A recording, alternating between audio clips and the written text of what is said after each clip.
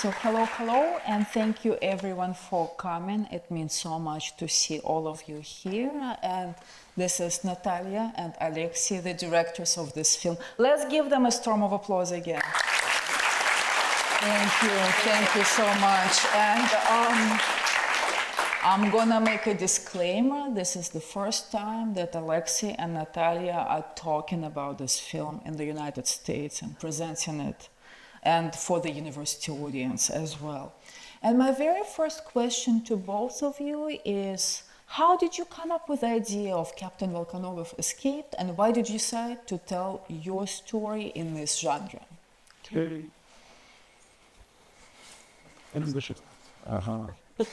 So we once heard a story, a real story. One of our friends told us about a guy who lived in St. Petersburg during 1937-38, so during the so-called Big Terror, Stalin repressions. And this guy felt that he's going to be arrested. And when he felt it, he escaped from the office he was working at, and he was trying to hide in different places. During one night, he went to one friend, to another friend, and nobody wanted to keep him in their apartments. And so it's like he visited all his friends, and in the morning he found out that he's not going to be arrested. So it was. Do you remember? I forgot who I forgot who told us this story. Yes. But this guy who told us this story said, so this is the story that I'm going to do a movie about. You can't use it. But we have to change And this story, but we were thinking about the story, and it inspired us with that we cannot do this thing. And then we came up with the idea that maybe we can do a story about the security guy who escapes. So not about an ordinary guy, but about the security guy who himself takes part in the arrests, in the torturing, and then at one moment he understands that he might be arrested and he escapes. And then from this point the story started building, but I remember the first scene that we came up with. From this scene it started growing to the left, to the right, up and down. It was the scene of the shooting at the yard, when a tall guy takes a short guy and lifts him up. We came up with this image, and from this it all started growing, like inspiration. So it sounds like you're working intuitively, but you're also a team, a husband and wife team of directors doing the work together. So my question to you is, how do you delegate responsibilities and who does what in your duo?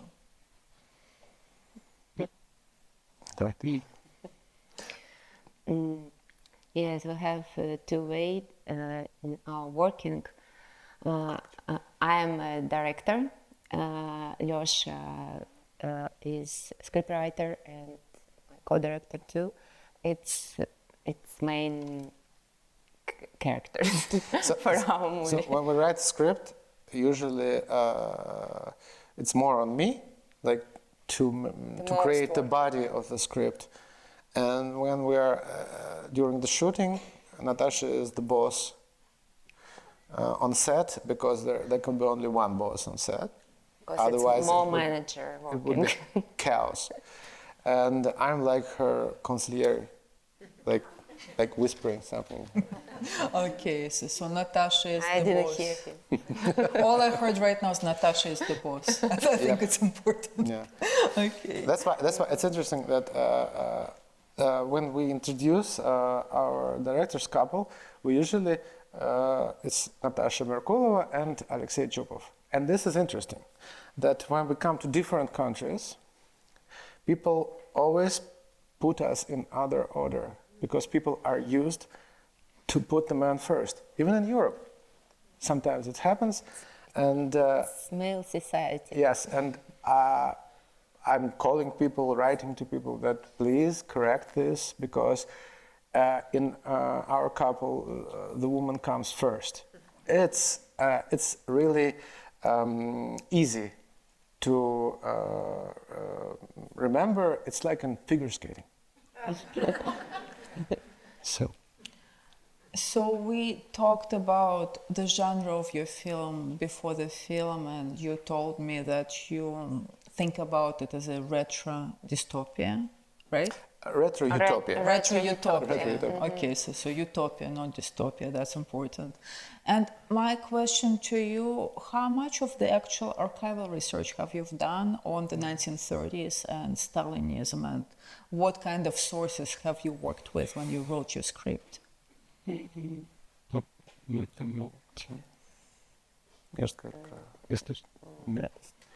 it happened like so before I started working in the movies. I was writing scripts for documentaries, and I wrote some scripts for documentaries about that particular period, about the Stalin repressions. I did some movies about the repressions of former officers of Tsarist army that started working for the Soviet army. Like, so they were called the military specials, военспецы. And so I did several, I wrote several scripts for several documentaries about that, and I interviewed, I read a lot of books, a lot of documents, and I interviewed a lot of, like dozens of historians, the specialists on that period. And it was interesting that it was like in 2010, 12, 13, I was interviewing different kind of historians, because in Russia there are historians who are Stalinist and there are historians who are anti-Stalinist. And I interviewed both. So I had the whole picture of like the scientific opinion of the Russian history, scientific society, how they look at this. For example, I interviewed the famous historian Stalinist Yura Borisov, who wrote a big book about Stalin, who was justifying like, almost everything that Stalin did. And I interviewed the historians from, there was this society memorial in Russia who was in charge of the memory of Stalin repressions. Like I interviewed like the historian from memorial, his name was Nikita Petrov. So there's like different, like, как сказать, полюсы, разные полюсы, different poles. So I had different opinions on that, and so got a lot of, heard a lot. And I also interviewed the relatives of the repressed military people. Like I talked to the как будто потомки ancestors of Marshal Rokossovsky.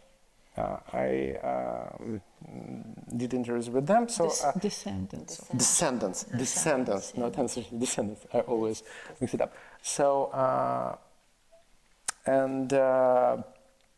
thus I get a lot of like a big body of material for that. And so when we started writing the script for the movie, so I knew a lot about this period. And we although the movie is like, looks like a fairy tale about that period, it's not a historical movie. We use repression book. For example, there is a moment in the movie where a little girl reads she opens the papers that Yes. Volkonogov is carrying with It's a herself. real story. Yeah, and she starts reading the names and Real the names. occupation of people repressed, and these are real names, real occupations from the so-called Book of Repressions of Leningrad. When we just took it from there. About this period, I thought about 2 million people who suffered from repression. Approximately 2 million. Yes, Officially. and 600 was killed. Yes, it's like my hometown Irkutsk. I'm from Irkutsk, it's Siberia. It's 600 people lived in this city.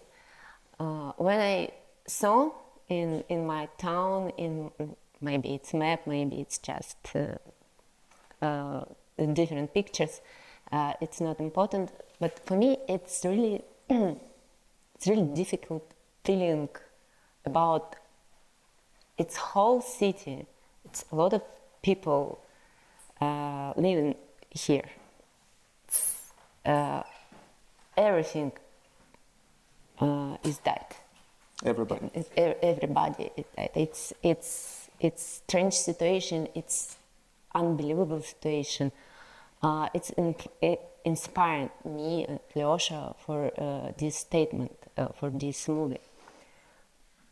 But Thank you so much, both. So, Natasha, you come from Siberia, one of the central cities for the topography of terror. And Alexey, sounds like you've done incredible amount of research. I didn't even realize, and you have the actual citation in your film from the Book of the Repressed. And the film, of course, is asking us a central question about the guilt and redemption.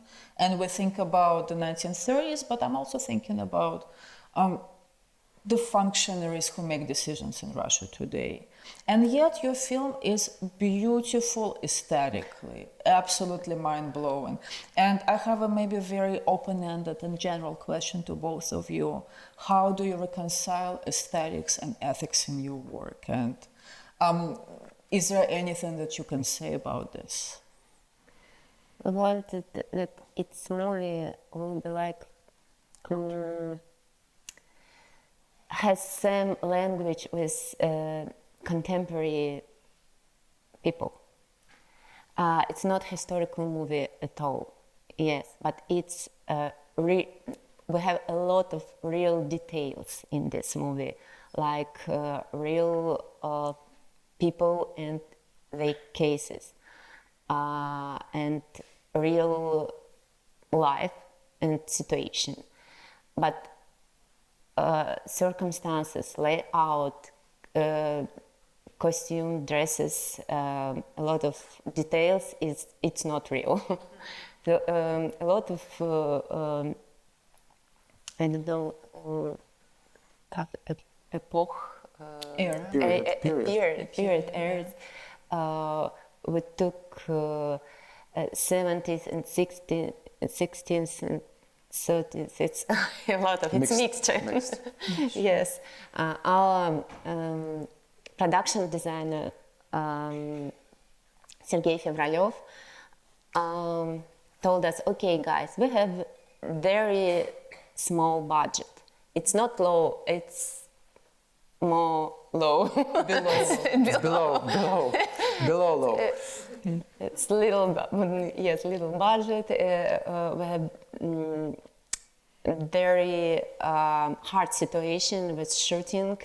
We couldn't make a historical movie. We absolutely agree with him because it's not interesting for us. Really, it's a real historical costume. Oh no, it's boring, guys. We have to make different situation and atmospheric, magical. It's movie. We believe that a lot of people, our audience, forgive us. We hoped. for this chaos and mess. Yes, we have to we decided that we have to go to our dream and atmospheric. It's feeling. It's very important for us. Rest of them, different things, it's not important because movie. It's not a documentary drama. It's different situation, different approach. We took this genre that for our absolutely freedom, because for cinema it's main point for me, freedom, because restrictions and red lines and red flags, it's killing our dream. It's difficult for script, for production movie, for a lot of things for our team. Freedom and dream and low budget. Also. Yes, and we use these 3 ways. Okay, we have freedom, we have low budget, and our desire and our passion. That's it. It's enough for movie. And also, we have this idea that a movie, at first hand, a movie should surprise people. It's like that's what the people are going to the cinema theater for. That's what they're buying tickets for. They go with the hope to be surprised. And there are a lot of forms of this surprise, a lot of forms of being surprised. For example, when people scream at a horror movie, it's the expression of their surprise because they got scared, they got surprised. When they laugh at a joke, when they're watching a comedy, it's a surprise. They got surprised by a joke, and their laughter is the expression of surprise. This surprise might have different shapes. You might be surprised by the beauty of the movie you watch. You might be surprised by the ideas that you hear from the screen. You might be surprised by the level of sincerity, like, oh my God, that's what I was thinking about all this time, but didn't dare to say it to myself, but they're saying it from the screen to me. It's the actors that who can surprise you with their play, but the main thing is to surprise. So when you are about to make a movie, so our idea is, firsthand, we ask ourselves, how are we gonna surprise people? And from this comes aesthetics and ethics. 2 days ago, I read an interview by Rainer Werner Fassbinder. It's a famous German director, one of the main directors of the so-called German New Wave of the 70s and 80s. And he said, I'm making movies who are going to surprise people and make them think. I think maybe this is the formula of ethics plus aesthetics. This is a pattern. Okay, so it's becoming clearer. We have freedom, low budget, and the theory of surprising and making people think. But that brings me to my next question. How did you find Yura Borisov, your main actor, who is right now the most famous actor from Russia and the most demanded? Not only Russia. Not only Russia. International guy. So what's your story of casting Yura for your movie, and how did you work with him? We didn't have the casting because Yura, it really absolutely precise and exact guy for this movie. He just appeared and we stopped casting. Yes, for Captain Volkonogov. Yes, we met him in a cafe in the evening. just to talk, just to look at him, just to talk. And after like half an hour of talking, we understood that we got our guy. That's him. That's him. How can you describe his acting technique, what he does on screen? Как мне объяснила? Да? Yeah, like how did you work with him as a director? It was a beautiful period. Because Yura so sharp actor. And he just hear you, maybe looking at you. It's some question, some reading together this script and instinct, reaction, but it's not difficult for us. It was really fun working with Yura because we worked with Yura in another project for Netflix on the K, on the Korean, like it's a new version, contemporary version, and Yura has absolutely, как это, слух, абсолютный слух. The ear, he has Ear, yeah, perfect pitch. perfect pitch. Yeah. Yes, it's like a musician. I don't know. And Yura is also one of those actors who always wants to know who was the grandmother of his character. And of course, all the other stuff too about his character. So you have to come up with this. Like, who was he? So, for example, for Captain Volkonogov, we had a scene there where Volkonogov tells the story about his past to one of the people he meets. Then we cut it out of the movie because, like, the movie would be too long. But this was we wrote this scene for Yura, who wanted to know about the past, about the origins of his character. Where was he born? Who was his mother? Like, how did he become the officer of security service? So he's one of the actors who just dives in his character and was, it's like an investigation for him when he's working. His deep work, yes. On the character. I think this is incredible that not just our directors are the researchers, but also actors on set. And right now it looks like we do have the ingredients for your film.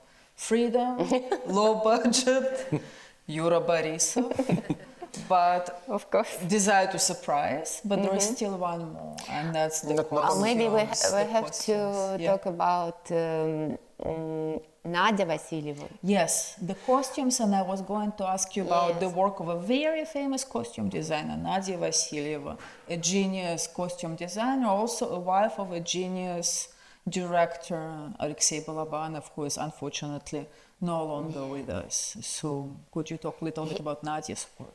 He created the famous costume. It's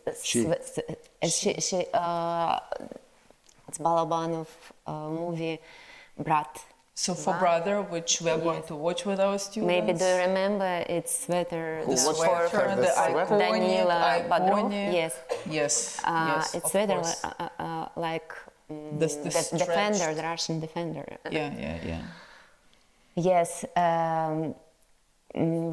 we just called Nadia and suggest her this work for our movie, and I remember the situation when it just flashed.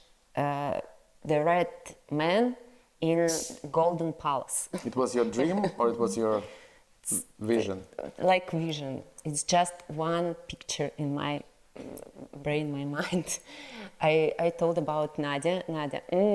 Okay, it's interesting. I have to think about it. See you 1 month. Okay. Nadia called us, because Nadia lived in St. Petersburg, we lived in Moscow. It's and was a COVID time. We just staying home. Nadia in St. Petersburg, where I was in Moscow, dacha. And we had only Zoom and conversation through the Zoom. It's not good and very useful meeting. It's real tension, real relationship. It's only Zoom. Nadia told us, okay, guys, don't worry. I create some costumes, maybe 3, maybe 4, like tasting for you. When you going to St. Petersburg, you can see. You can try it on. Okay.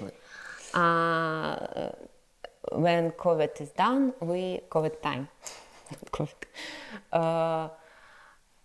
Actually, we came to St. Petersburg, and Nadia brings this special rail for costume. It was, I don't know, maybe 20 options testing. I was excellent and surprised. It was incredible. Each costume was very interesting because all the costumes were absolutely different.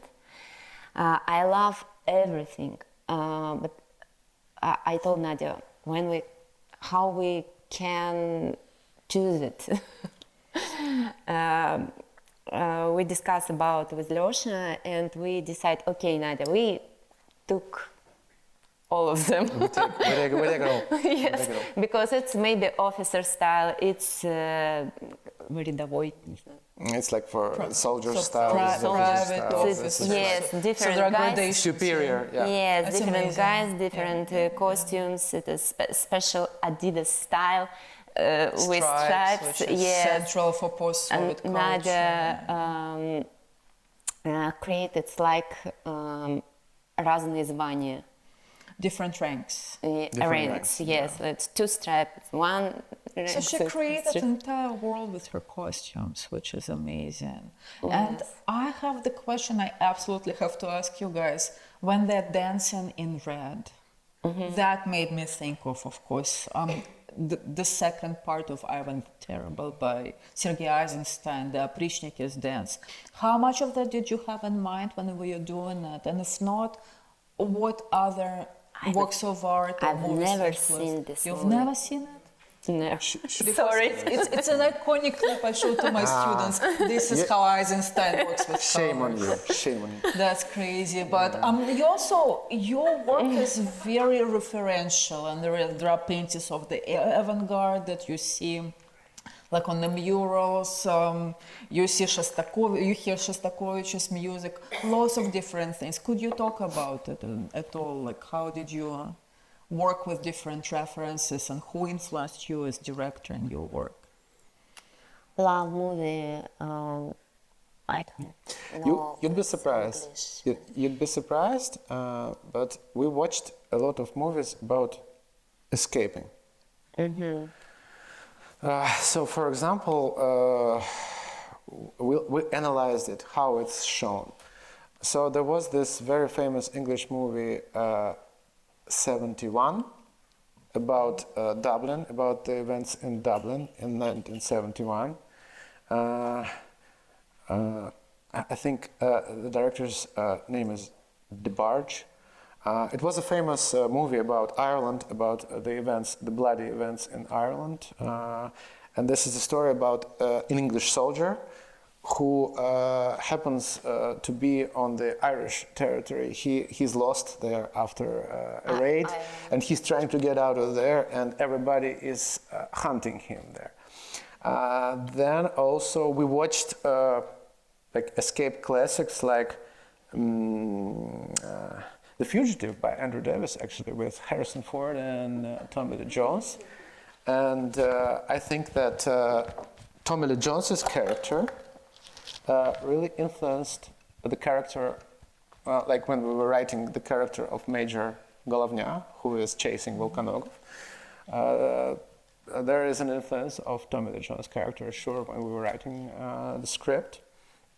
Then what else? What else did you watch? I wrote it down just because it was long ago. Of course, it was Joshua Oppenheimer's Act of Killing, because this was how we were examining the psychology of a hangman, the psychology of the guys who execute people, who torture people. And this is a brilliant movie. If you haven't watched it, watch it. It will change your life.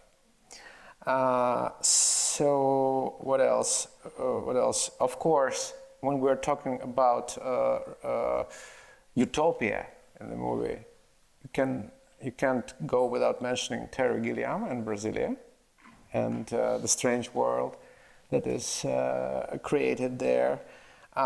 Also, back to the escaping theme, the theme of pursuit.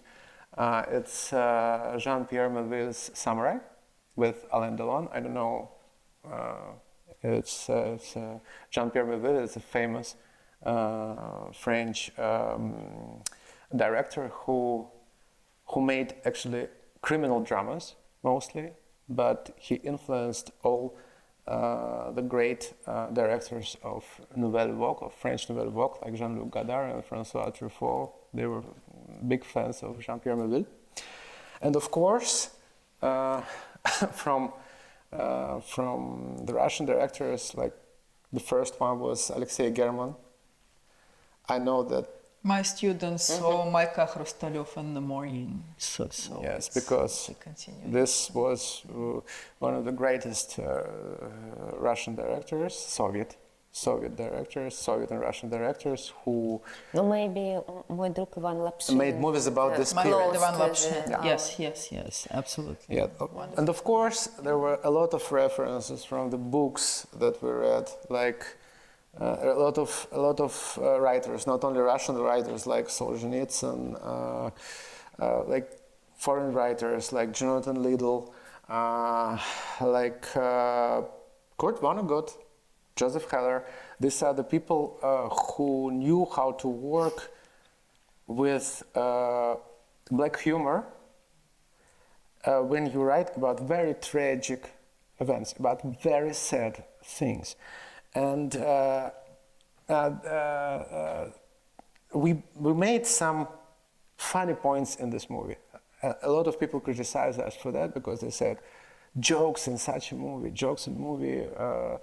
that deals with such issues. It's not good. What is it? How dare you? But we thought that people who would watch this movie maybe will need some relief at some point, because it's really cruel to make them like watch it without any antidote at some points.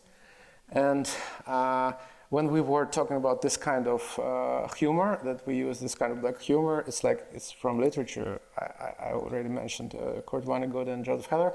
And if we're talking about cinematic references, it's of course the Coen brothers. These are the guys who can combine tragedy with, but sometimes you can't stop laughing. And this is our reference here. So, just thinking about what you've said, digesting it, it seems that the humor is not a characteristic trait of the Soviet dissident writing, and all the authors who wrote about the Gulag were grave serious, except maybe for Sinyavsky, who was very, it's just like a literary work.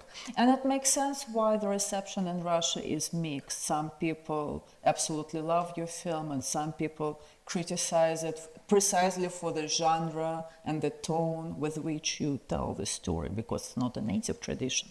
But there is one more very important ingredient to your film, which I also have a question about, and that's the music and the soundtrack, and specifically one of the most famous bands from Russia, Short Paris. How was it like to work with them, and how did you end up choosing the song Polushka Polu, which is a folk song, means field, oh my field? Yeah. Like So- this, yes. Love this band, Short Paris. We are fan. When we came to this band, Kolya Kamyakin, yes. Nikolai Kamyakin, it's the leader. and the singer. yes. Yeah. Lead singer. We offered him create original music for our movie. We had a special scene for his band, for him. Kolya and his band have to play in our scene, but it was COVID. Guys was sick nakануне. Yeah, they Right. got sick and they couldn't make it to the set. So to make it in the We lost this scene, we lost the scene. Because it's without this band, it doesn't matter. This scene That didn't just work, like, destroyed. Yes, and we tried to forget about it, but we understood that it's movie without music, because we use only sound design and special noise. It's not music. There's a little bit music with chase, and it's maybe the radio music. It's not. Yeah, we don't have like a classic music score. Yes. In the Like usually for movie. Then we start creating these credits. We understood that we have to have the big song for this tale, because it's not usually credits. It's scene who continue ending of the movie. It's like the afterglow. Yeah. Yes. It's different atmosphere and situation. It's not just credit. Yes, we called Kolya. Kolya, I need this. This song. You can create it. Any way you want it. Absolutely. We don't have. A request, especially. Make special request on it's different things. It's only your responsibility. And they did it, and they sent us the first version, and the first version we liked it. Just they didn't change it. It was for love at first Love sight. it. And the thing is that this song Polushka Polu is one of my favorite songs. Wow. I like to sing it a cappella with my best friend. And school? no, it's with my friend from the university times. And the text that they sing is not a classic text that was sang in Soviet Union. It's like the people's version of the text that I knew in the student times. And the thing is that in the scene, when they're dancing and the choir is singing this, they're doing this. That's what they did in our school choir when they were singing this song. They were like performing. Horses. It was called "The Sound of the Red Horseman," Red Armed Horseman, and just put it in the film was childhood memory. It's school theater. Childhood memory, yeah.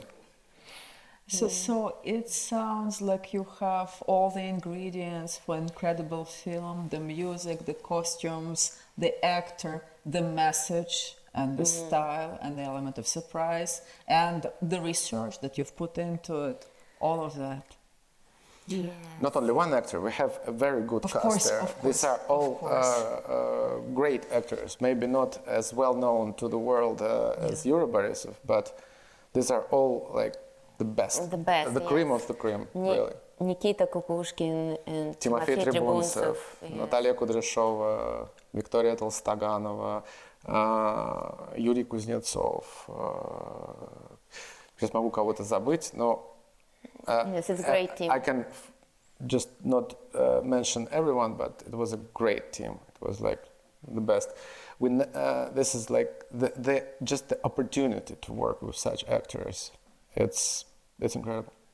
And it's amazing that all of that came, of course, on a low budget. But I would also like to have a chance for our audience to ask questions, and I'm going to turn the microphone to Emily Zina, our colleague, who will collect questions right now. Thank you. Hello, thank you so much for coming here, and thank you for all your work. Me and my friends, we watched Call Center during the pandemic. Yeah, and Wow. This is the first time me seeing this movie. It's also incredible, so thank you for your work.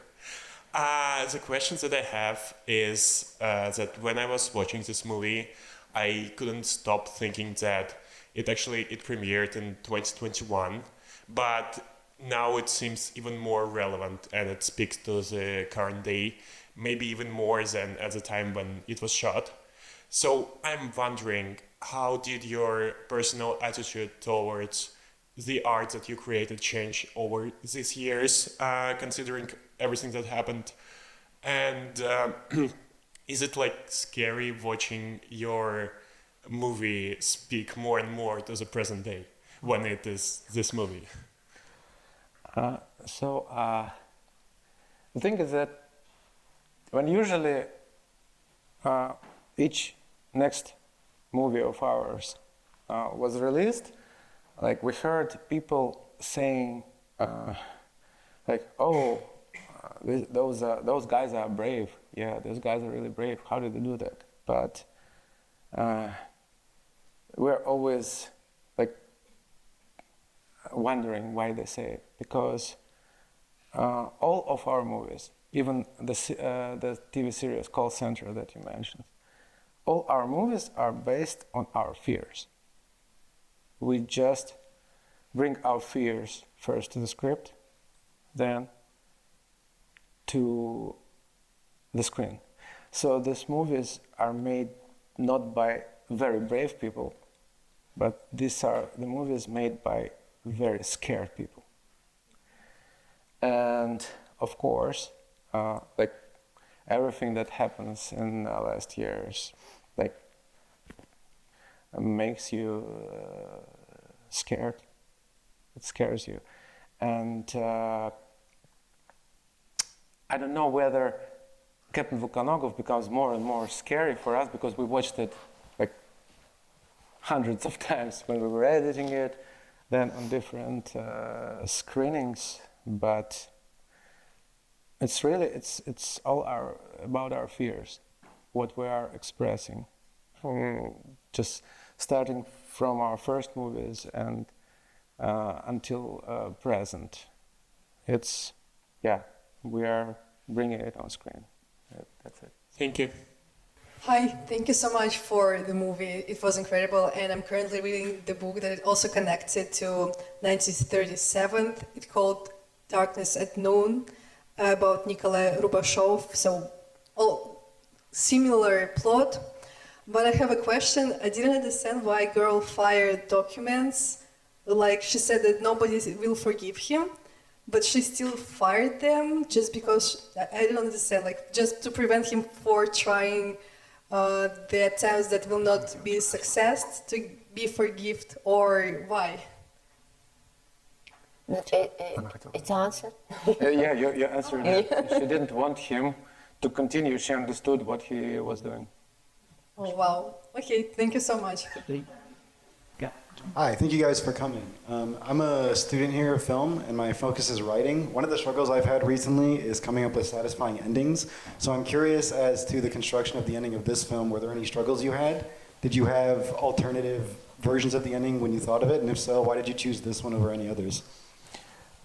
You mean what moment you mean? Like the final moments of the film, particularly like the resolution of Captain Volkonogov. The resolution. Развязку.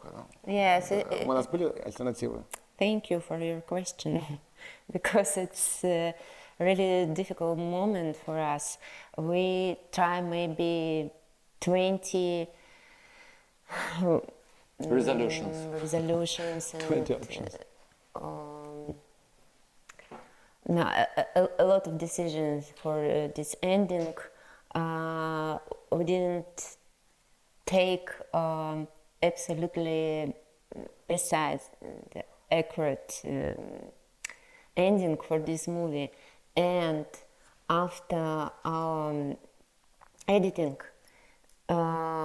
when the movie was on timeline and like shortcut, like rough cut. Yes, we understood this. We came to proper decision for editing, for ending, and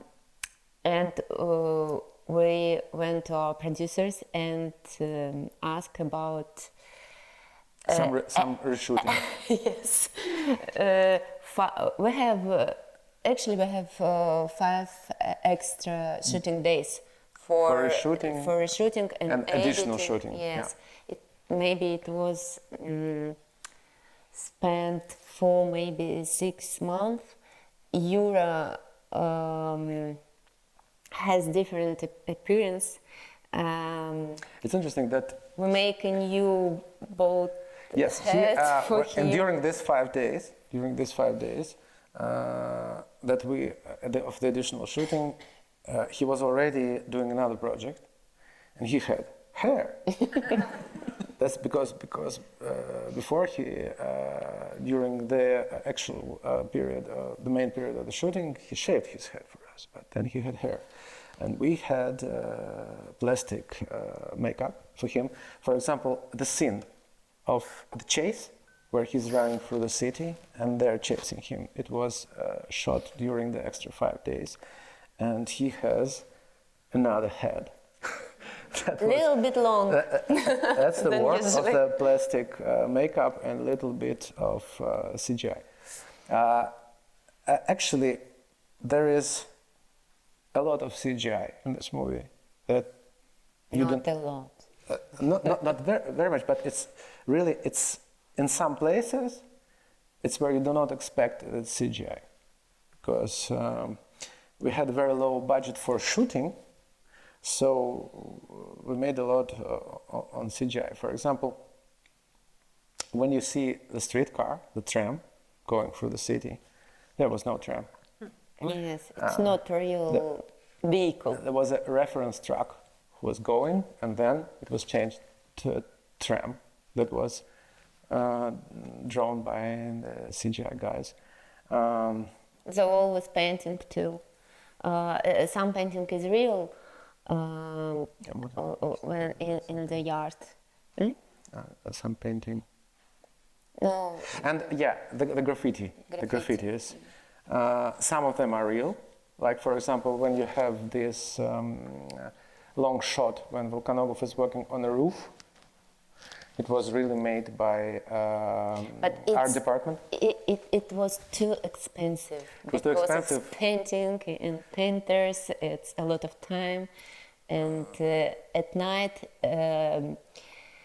St. Petersburg graffitist destroyed it. Yeah, it was interesting that we made this area when he is going along a graffiti wall.